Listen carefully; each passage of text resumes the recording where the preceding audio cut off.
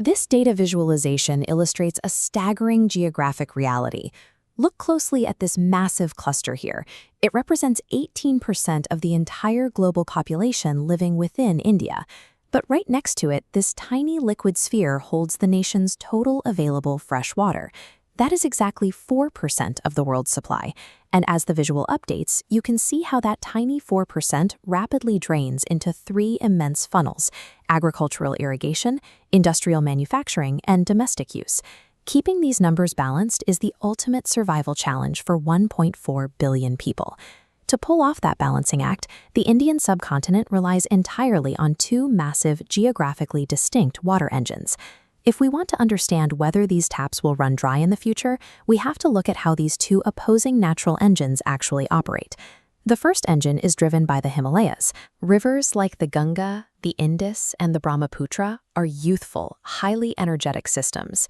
They flow year-round because their power is drawn from ancient, high-altitude glaciers melting in the summer, paired with heavy, seasonal monsoon rains. Because of that high energy, these rivers carve deep, steep V-shaped valleys through the rock before they finally hit flat ground. Once there, they spread out into vast, incredibly fertile plains, depositing soil that feeds hundreds of millions of people. Contrast that with the second engine down south, the peninsular rivers of the Deccan Plateau. These are ancient, geologically stable systems like the Godavari and Krishna.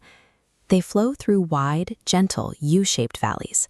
But because they lack a glacier power source, they rely almost entirely on the seasonal monsoon, making their flow highly volatile.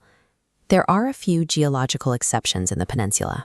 The Narmada and Tapi rivers flow westward, constrained within deep, ancient rift valleys and sheer marble gorges, rather than spreading out into wide deltas. This creates a national hydrologic baseline defined by extremes: reliable year-round flow in the north versus seasonal, rain-dependent volatility in the south. Extracting value from these two natural engines has created an immense economic machine.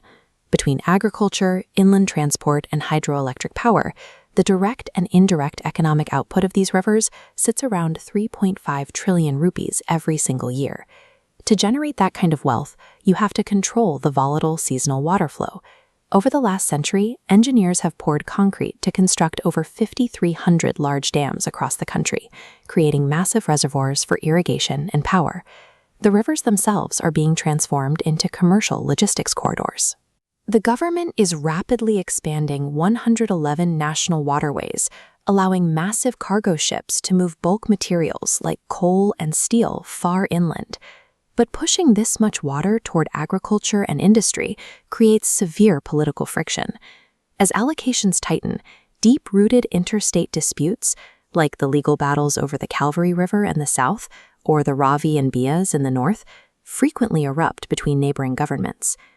Through intense engineering and complex political negotiations, the natural water network has been pushed to its absolute maximum limit. There is no slack left to absorb an environmental shock. That industrial overexploitation comes with a massive cost. Today, over half of the nation's monitored river systems are classified as severely polluted, choked by untreated chemical runoff and solid waste, accumulating right up to the city limits.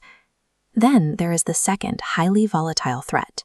Global warming is actively altering the Himalayan cryosphere, the high-altitude regions of snow and ice.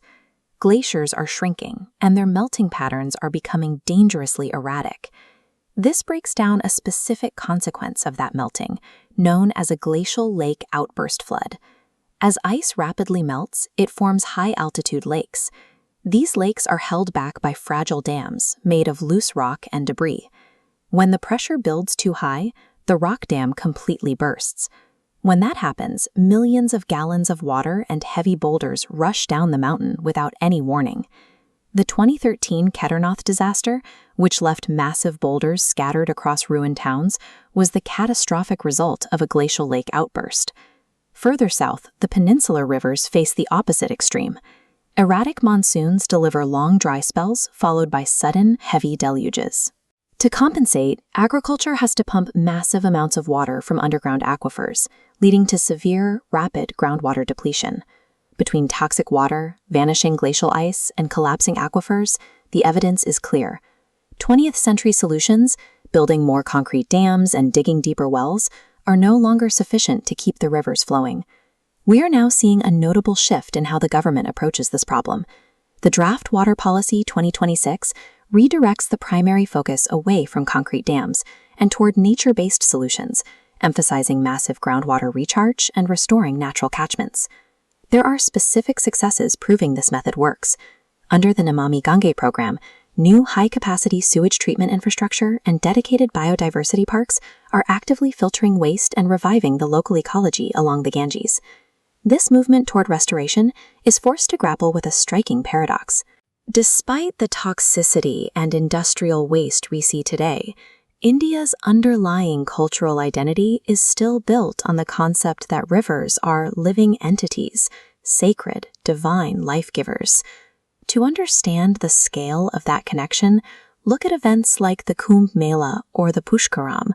Hundreds of millions of people gather shoulder to shoulder solely to connect spiritually with the water. That relationship extends to intimate daily rituals. Every evening, communities perform ceremonies of purification and gratitude, offering light and prayer directly to the river itself. The final takeaway: India's survival rests on a combination of ecological science and cultural memory, preserving these rivers as living systems to ensure the survival of the 1.4 billion people who depend on them.